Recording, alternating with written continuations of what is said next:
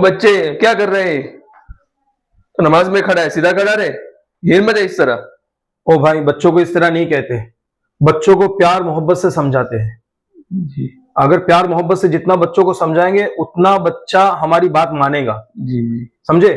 آج میرے ساتھ مسجد میں ایسا واقعہ پیش آیا تھا جمعہ کی نماز میں. میری اگلی صف میں 12-13 سال کا اتنا ہی بڑا بچہ کھڑا تھا اور وہ بھی ایسی حرکت کر رہا تھا، لیکن وہ مسجد میں تھا.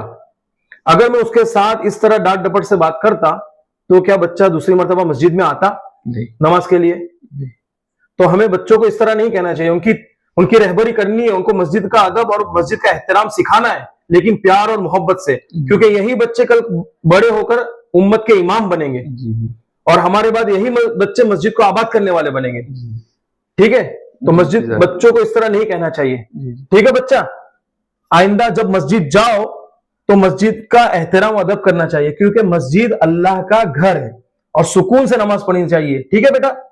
سمجھ گئے؟